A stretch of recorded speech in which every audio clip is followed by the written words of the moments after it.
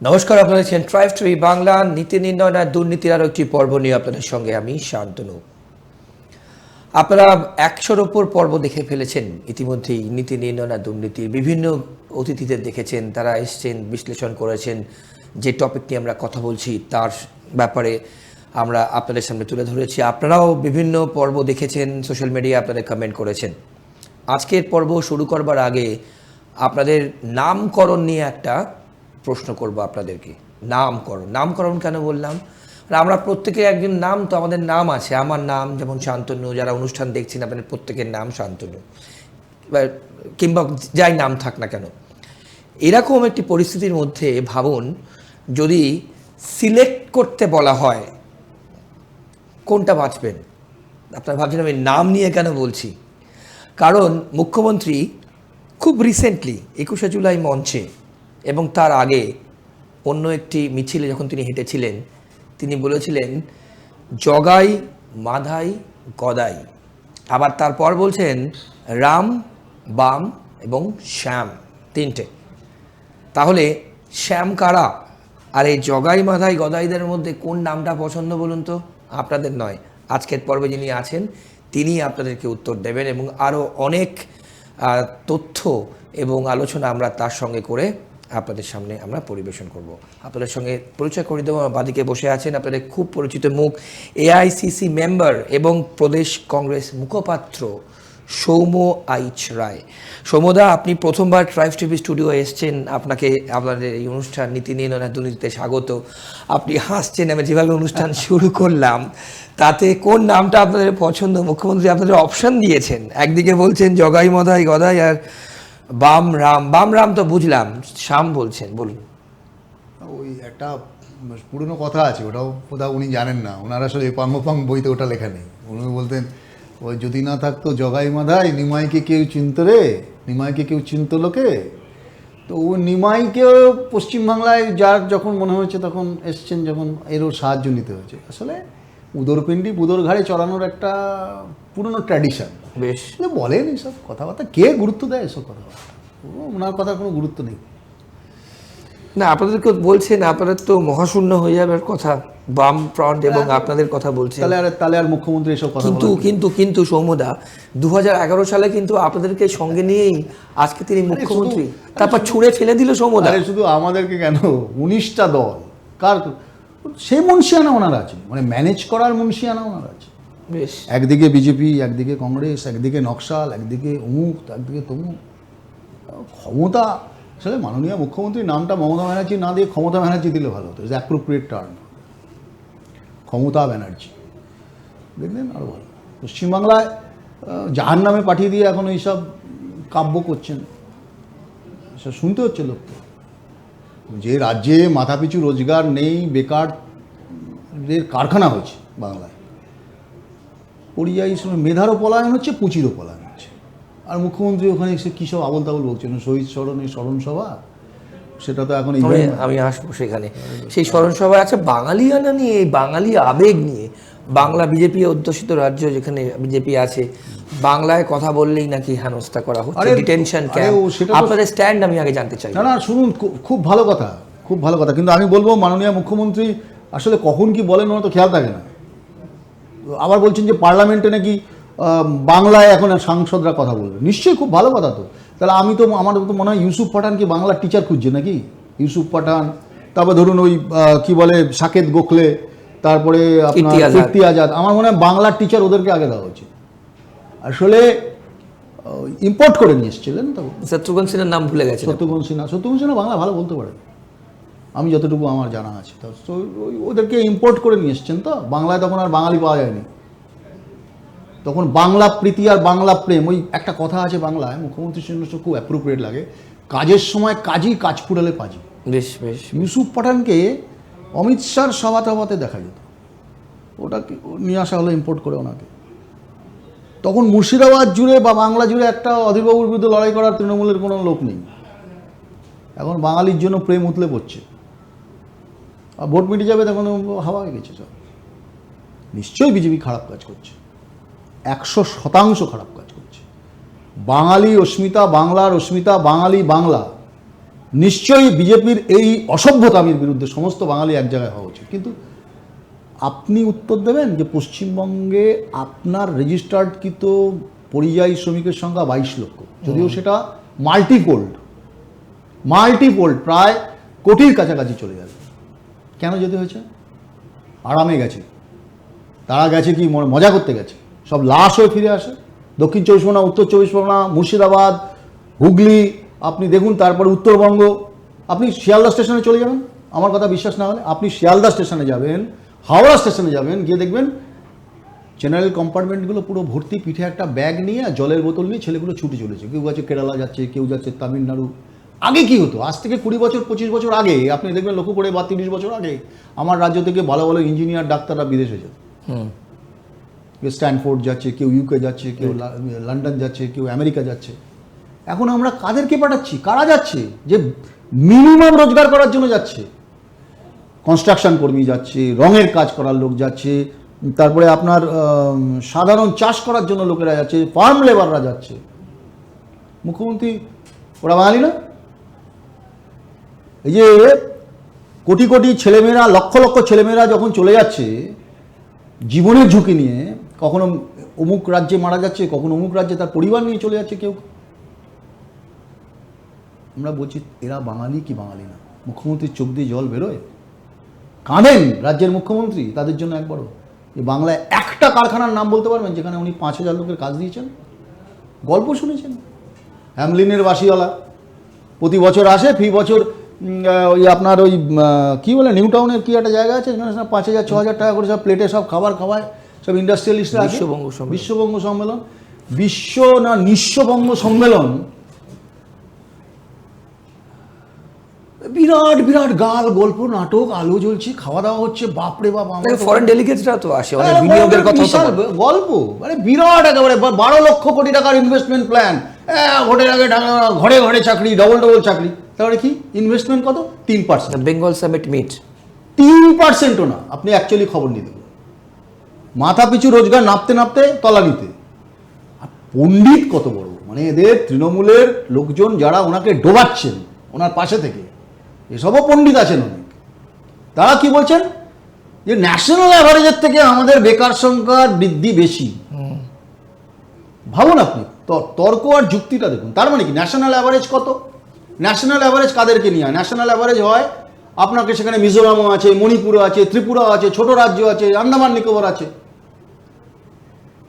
আমরা তুলনা করতাম কার সাথে? ক্যাপিটালে তুলনা করতাম কার সাথে? 10% ক্যাপিটাল আমাদের তুলনা হতো, আমাদের রিজার্ভ মানে যেটাকে বলি আমরা 10% আমাদের এখানে তুলনা হতো কার সাথে? মহারাষ্ট্রের সাথে, গুজরাটের সাথে। ইন্ডাস্ট্রিতে তুলনা করতাম আমরা মহারাষ্ট্রের সাথে। এখন তুলনা করছি কারণ ন্যাশনাল অ্যাভারেজের থেকে আমরা নাকি একটু বেশিতে, মানে অনেকটা ঠিক এরকম, মানে ক্লাসে দুটোই ছেলে আছে, মানে দুটোই ফেল করেছে, একটা অঙ্কে 0 পেয়েছে, একটা 1 পেয়েছে। তো যেটা 1 পেয়েছে, তো আমি তো 1 পেয়েছি ভাই, আমার থেকে ভালো। মানে মানে পশ্চিমবঙ্গের মানুষকে ভাঁওতা আর মিথ্যা দিয়ে পুরো মুড়িয়ে রেখে শুধু ইভেন্ট ম্যানেজমেন্ট করছে। বড় স্টেটমেন্ট, ভাঁওতা দিয়ে ইভেন্ট ম্যানেজমেন্ট, খুব বড় স্টেটমেন্ট বললেন। আছে সোমদা, পরে যেটা যাবো এই ভোটার লিস্ট নিয়ে। এই মুহূর্তে দাঁড়িয়ে বিজেপি বলছে, প্রধান বিরোধী দল বিজেপি বলছে রোহিঙ্গাদের বাদ দিতে হবে, মুখ্যমন্ত্রী বলছেন না, বিহার মডেল ফলো করা যাবে না, ঘেরাও করব, দিল্লিতে আন্দোলন করবো, ইতিমধ্যে শুরু হয়েছে। আপনার স্ট্যান্ড কি? দিল্লিতে করুন না আন্দোলন, কে বারণ করেছে? আমরাও তো আন্দোলন করছি। আমার কথা হলো যেটা বিজেপি করছে না, তাহলে আপনি মানছেন যে ভোটার লিস্ট যা আছে, ভোটার লিস্টে কত শতাংশ গন্ডগোল থাকতে পারে সেটার জন্য আপনি 2 মাস আগে বিহারের নির্বাচনে যে এসআইআর যেটা করছে, আনফেয়ার। প্রধানমন্ত্রী 1 লাখ নাম তো বাদ গেছে। প্রধানমন্ত্রী আপনি বলুন না, 2024 ইলেকশন হয়েছে, প্রধানমন্ত্রীও তাহলে মানে ভুয়ো ভোটার দ্বারা নির্বাচিত হয়েছে। First BJP has to accept যে 2024-এ প্রধানমন্ত্রী অবৈধ। কাউন্সিল অফ মিনিস্টারদের রিজাইন করতে হবে। তাহলে প্রধানমন্ত্রী এইসবের জবাব না দিয়ে পালিয়ে গেছে। তাহলে পার্লামেন্টে আমরা তো চাই যে জবাব আলোচনা হোক, আমরা পার্লামেন্টের সামনে ঘেরাও করছি, ধর্ণা দিচ্ছি, কিন্তু আমার কথা হচ্ছে তৃণমূল কোথায়? তৃণমূলের একজন সাংসদ গিয়ে সামনে দাঁড়িয়ে হা হা করলে হয়ে গেল? তৃণমূল কেন বলছে না পার্লামেন্টে? উত্তরে আসুক, বলুক। আমরা অনুপ্রবেশকারী অবৈধ ভোটারের বিরুদ্ধে, কিন্তু কথা হচ্ছে তার মানে এই নয় যে আপনি সব বাদ দিয়ে দেবেন। 70 লক্ষ 80 লক্ষ অবৈধ ভোটার বিহারে, ছেলে খেলা হচ্ছে, মানে হাইকোর্ট দেখাচ্ছেন আমাদের, আমরা কিছু বুঝি না। হারবে হারবে বিহারে, তাই বিজেপি এই হাত কান্ডা নিচ্ছে। আর যদি রোহিঙ্গা ঢুকে থাকে, কার গাফিলতি? বিজেপির গাফিলতি না? কেন পারেননি অনুপ্রবেশ রুখতে? This is also your responsibility. মানে এখানে আপনি তৃণমূলের সঙ্গে তাহলে আপনার সহমত? না, তৃণমূল বলে না, যেহেতু বর্ডার বিএসএফ কিচ্ছু না, দেশের সার্বভৌমত্ব রক্ষার জন্য অনুপ্রবেশকারী দেশের জন্য ভয়ঙ্কর। আমি অনুপ্রবেশ ঢুকতে দেবো, এটা দেশের জন্য, নিরাপত্তার জন্য তো খারাপ, ভয়ঙ্কর জিনিস। স্লিপার সেল হিসেবে পশ্চিমবঙ্গ কাজ করে, স্লিপার এরিয়া, মানে এখানটা ট্রানজিট এরিয়া হিসেবে কাজ করে। 2000 স্কোয়ার কিলোমিটার পারফোরেটেড বর্ডার। আপনি সেই বর্ডারে তুতু ম্যায় করে তৃণমূল আর বিজেপি, তৃণমূলের কথা বাদ দিন না, তৃণমূল একটা দল ক্যাম্প করে বসে টাকা নিয়ে আধার কার্ড বানানো হয় এখানে পশ্চিমবঙ্গে, কাঞ্চন মূল্যের বিনিময়ে এখানে সব পাওয়া যায়। অনুপ্রবেশকারী হবে না কেন? অনুপ্রবেশকারী আপনি ধরুন, বাদ দিন, তার মানে এই নয় আপনি বৈধ ভোটারকে বাদ দিয়ে দেবেন। আপনি দেখতে পাচ্ছেন একটার পর একটা উত্তরবঙ্গে ঘটনা আসছে। এখন বিজেপি নেতারা কিছু বলছে না কেন? হিন্দু হিন্দু করে যাদের প্রাণ একেবারে হিন্দু হৃদয় সম্রাটের জন্য কেঁদে একেবারে ভাসিয়ে দিচ্ছিল বাংলায়, উত্তরবঙ্গের সেই মেয়েটা যার বাড়িতে কি ভদ্রমহিলা, আমি নাম বলতে চাই না টেলিভিশনে, সে হিন্দু না? আজকে যখন উড়িষ্যাতে আমাদের বাঙালি লোকগুলোকে পিটাচ্ছে, শুভেন্দুবাবুর চোখে জল বেরোয় না? জল শুকিয়ে গেছে নাকি? Double standard. বেশ, সৌমদা, মহাজোট নিয়ে একটু কথা নেবো, আপনার রিয়াকশন নেবো। মহাজোটে কি কংগ্রেস থাকবে? শ্রমিক ভট্টাচার্য বলছেন মহাজোট। আমি পরে একটা কোয়েশ্চেন করব, আমি আগে এই প্রশ্নটা আপনাকে জিজ্ঞেস করে নিই যে এই মহাজোট তৃণমূল বিরুদ্ধে যারা যারা চাইছেন থাকতে, শ্রমিকবাবু বলছেন মহাজোটের জন্য, আপনারা কি স্ট্যান্ড? শ্রমিকবাবু কোন বিজেপির কথা বলছেন? তথাগত বাবুর বিজেপির কথা বলছেন, নাকি শুভেন্দুবাবুর বিজেপির কথা বলছেন, না দিলীপ বাবুর বিজেপির কথা বলছেন? বেশ, আমরা তো পরিষ্কার আর তথাগত বাবু বলছেন যে বিজেপি তৃণমূল বিজেপি সব একসঙ্গেই চলে। দিলীপবাবু যে সমস্ত কথা বলছে, বরঞ্চ আমি বলবো শ্রমিকদা আপনি একটুখানি ওদের জবাব দিন আগে। তৃণমূলের সাথে কংগ্রেস এবং বিজেপির সাথে কংগ্রেসের লড়াই স্বাধীনোত্তর ভারতবর্ষের লড়াই। বেশ, তো সেই জায়গায় হ্যাঁ আপনাদের সাথে লড়াই আছে, সংগ্রাম আছে, সব কিছু আছে। বিজেপির সাথে আমাদের কোনোদিন কোনো রকম রাজনৈতিক সমঝোতা কোথাও হয়েছে বলে আমি জানি না। উদরপিণ্ডি বুদরঘাড়ি এইসব আকাশ কুসুম কল্পনা, ইউটোপিয়ান থিঙ্কিং বলে লাভ নেই। দেশটাকে সর্বনাশ করে দিয়েছে। তো আপনাদের সাথে কে যাবে? বরঞ্চ আপনাদের একটু পুরনো যে রিলেশনটা সেটা ঝালিয়ে নিন। কার সাথে কার রিলেশন? তৃণমূলের সাথে ওদের পুরনো, একসঙ্গে সরকার করেছে। হ্যাঁ, যখন জোট ছিল জানি। তো একসঙ্গে সরকার করেছে, তো আপনারা এখনও বলছেন আপনাদের সাথে মানে বিজেপির মধ্যে বহু মানুষ রয়েছে যারা তৃণমূলের লোক, বা তৃণমূলের মধ্যে মানে কি বলবো, লুকিয়ে বিজেপি আবার লুকিয়ে তৃণমূল, মানে ছদ্মবেশী বিজেপি, ছদ্মবেশী তৃণমূল আবার লুকিয়ে বিজেপি, মানে দুটো দলই আছে। বেশ, আমি বলছি না, এই কথাগুলো বলছে তথাগত রায়, এই কথাগুলো বলছে দিলীপ ঘোষ। জগন্নাথ মন্দির উদ্বোধন করার পরে ওনার যে লাগাতার এইসব অগ্নিবাণ আসছে, তাতে তো পরিষ্কার হচ্ছে। তো বরঞ্চ সেগুলো আপনারা ক্লারিফাই করুন। পার্লামেন্টে গত 10 বছরে তৃণমূল আপনাদের বিরুদ্ধে যে নীতি নির্ধারক বিলগুলো ছিল, 69টা এমন বিল আছে যেখানে অ্যাবস্টেন থেকে আপনাদের সহায়তা করেছে। শ্রমিকবাবু উত্তর দিতে পারবেন না, এসব ভুল ভাল কথাবার্তা বলছেন। সারা ভারতবর্ষে যেখানে কংগ্রেসের সাথে আপনাদের লড়াই হয়, কংগ্রেস মুক্ত ভারত যেটা মোদিজি স্বপ্ন দেখেন, সেই স্বপ্নের তো পার্শ্ববর্তী সাহায্যকারী তৃণমূল। কারণ আমি আপনাকে 10টা স্টেটের নাম বলতে পারি যেখানে তৃণমূল ভোট কেটে আপনার সরকার তৈরি করেছে। আপনি কেন আপনার পুরনো সাথীকে খেপাচ্ছেন? বরঞ্চ একসঙ্গে সরকার করুন, বাংলার মানুষ দেখুক। এ রাজ্যে শ্রমিকবাবুকে উত্তর দিতে হবে তো যে কেন চিটফান্ডগুলো দিনের আলো দেখেন, চিটফান্ডের দুর্নীতির তদন্ত দিনের আলো দেখেন। এ রাজ্যে সিবিআই ইডি কেন মুখ থুবড়ে পড়ে বারবার, এর উত্তর শ্রমিকবাবুদের দিতে হবে। বাংলার মানুষ জানতে চায়। চিদম্বরমকে ধরার সময় তো পাঁচিল টপকায়, এখানে ভাইপোর পাঁচিলটা কি বেশি উঁচু? ভাইপোর পাঁচিলটা কি বেশি উঁচু নাকি লিপস অ্যান্ড বাউন্সে একটা এফআইআর এর নাম লিখতে আপনার সিবিআই ইডি ভয় পায়? এই আম আর জাম পাঠিয়ে কাম তামাম করা তৃণমূল আর বিজেপির গল্প আপনি একটু বাংলার মানুষকে কম শোনান, বাংলার মানুষ সব জানে। বেশি কিন্তু কংগ্রেসের তার রোল কি হবে সমদা? আমরা যেরকম লড়াই করছি, আমরা মানে বামের সঙ্গে জোটে থাকবেন আপনারা? দেখুন, জোটে আমরা তো লুকিয়ে চুরিয়ে কিছু করিনি, পরিষ্কার জোট আমাদের সাথে সিপিআইএম পার্টির হয়েছে, একমাত্র 2019-এ হয়নি, 2016-তে আমরা লড়াই করেছি একসঙ্গে এবং তাতে আমরা সাকসেস পেয়েছি। এই লাস্ট উপনির্বাচনও তো আপনারা তো একসাথে ছিলেন। হ্যাঁ, এবং কালীগঞ্জ। সেটা দেখুন, ভোটের রাজনীতিতে অন্তিম কথা বলে কিছু হয় না। I cannot tell you, I cannot foresee, আমি আজকে বলতে পারি না কালকে কি হবে, মানে কিন্তু মানে সম্ভাবনার শিল্প আপনার কোনটা হবে আমি বলতে পারবো না। এটা বড় নেতারা নীতি নির্ধারণ করবেন, ঠিক করবেন আগামী পরিস্থিতি কী হবে। কিন্তু আমরা এটা জানি যে তৃণমূল এবং বিজেপির বিরুদ্ধে সমদূরত্বের লড়াই হবে, এবং একদিকে বাংলার জন্য তৃণমূল যতটা ক্ষতিকারক, দিল্লির জন্য বিজেপিও ততটা ক্ষতিকারক। ফলে অন্যান্য দলগুলোর যাতে বিরোধী ভোট স্প্লিট না করে সেটা দেখার দায়িত্ব আমাদের। সমদা, একটা প্রশ্ন একটু ডিফিকাল্ট টুইস্টেড প্রশ্ন, কিন্তু আমি করতে বাধ্য হচ্ছি আপনাকে। এই রাজ্যে আপনারা তৃণমূলের এগেনস্টে বলছেন, এই রাজ্যে আপনারা বিজেপির এগেনস্টে বলছেন, দিল্লিতে কিন্তু ইন্ডি জোট যখন যাচ্ছে সেখানে আপনারা তৃণমূলের সঙ্গে আছেন। এটা এটা এটা কি ধরনের ট্যাকটিস?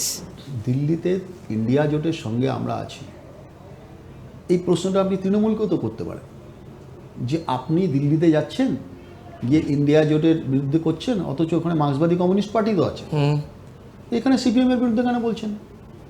বিষয়টা তা নয়, বিজেপির বিরুদ্ধে সারা ভারতবর্ষের লড়াই সংগ্রামে একটা ফ্লোর কোঅর্ডিনেশন হয় পার্লামেন্টে একটা সংখ্যাতত্ত্বের হিসাব থাকে।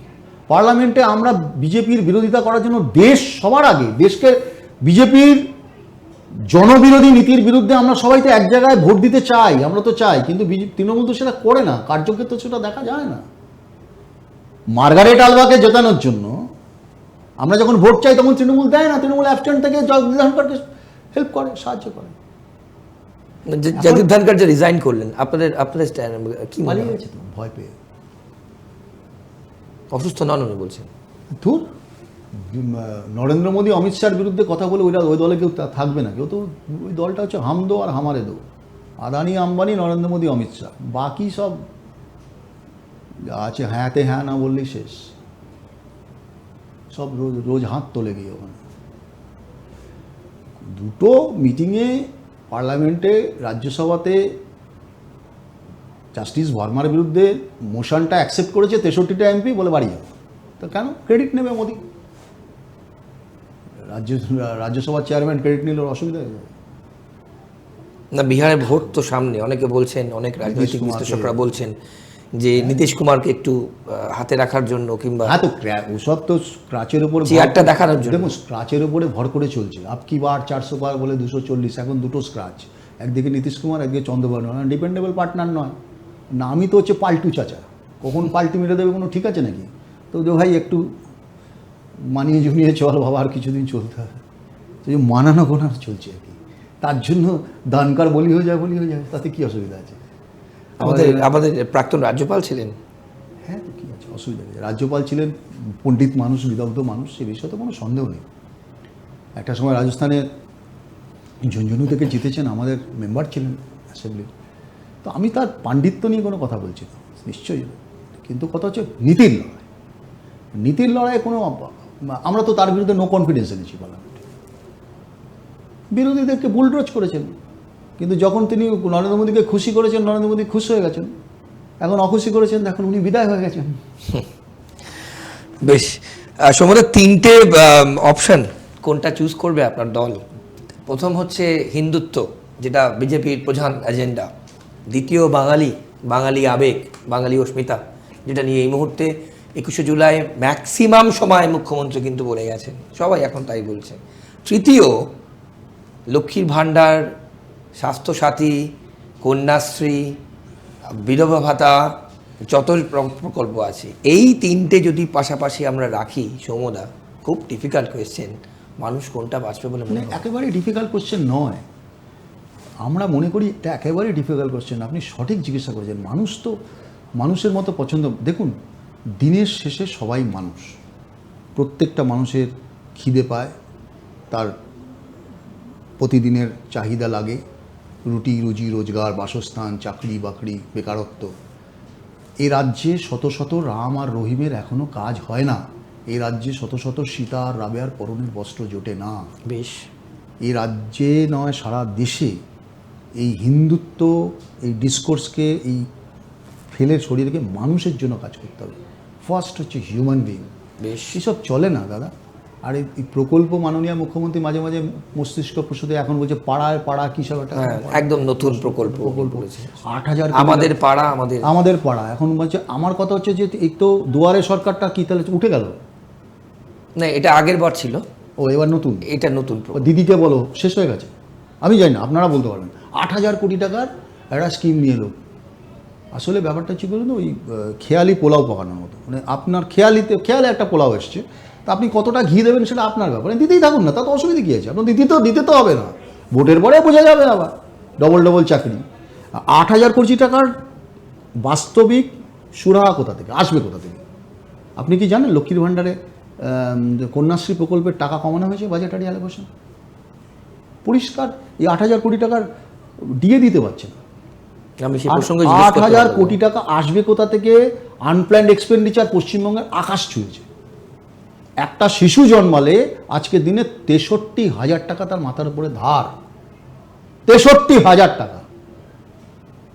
একটা শিশু জন্মালে, পৃথিবীর আলোর বাতাস নেওয়ার আগে তার মাথার উপরে এত টাকা ধার। বলে দিয়েছে 10 লক্ষ টাকা করে পাড়ার বুথে বুথে দেবে। কে দেবে, কাকে দেবে, কেন দেবে, কী জন্য দেবে, নোবডি নোজ।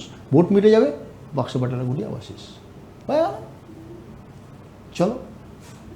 বেশ, সৌমদা, এই তৃণমূলের গৃহযুদ্ধ নিয়ে একটু আপনার ওপিনিয়ন নেবো। ইতিমধ্যেই কিন্তু অনেকে অনেক কিছু বলতে শুরু করেছে। আমরা অনুষ্ঠান যখন শ্যুট করছি, দমদমে কিন্তু তুল কালাম হয়েছে। প্রাক্তন রাজ্যসভার সাংসদ শান্তনু সেন সাসপেন্ডেড এই মুহূর্তে, তার বাড়ির সামনে অতীন ঘোষের অনুগামী বলা হচ্ছে বিধায়ক কাশীপুর বেলগাছিয়ার, তার বাড়ির সামনে কিন্তু অনেক ঝামেলা হয়েছে এবং অনেক কিছু ঘটে গেছে।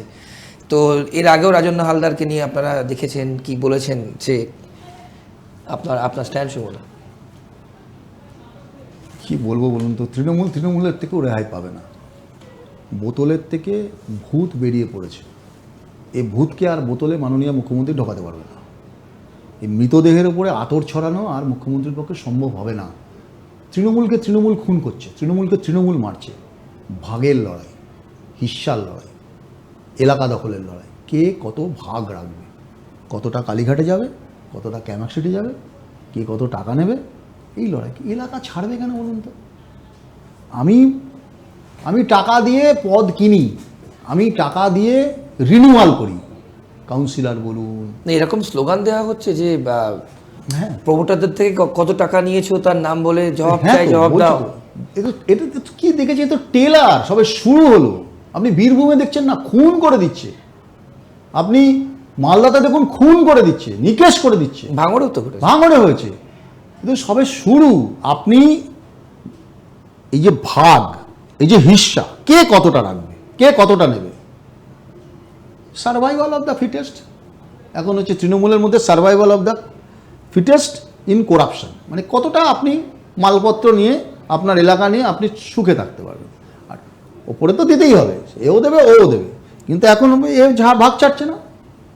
ভাই তোমায় কেন ছাড়বো, তুমি আমার থেকে বেশি শক্তিশালী, তোমাকে দরকার হলে নিকেশ করে দেবো। তাই তো হচ্ছে। শান্তনুবাবুর ক্ষেত্রটা অন্য। শান্তনুবাবু তো এখন আরজি করার সময়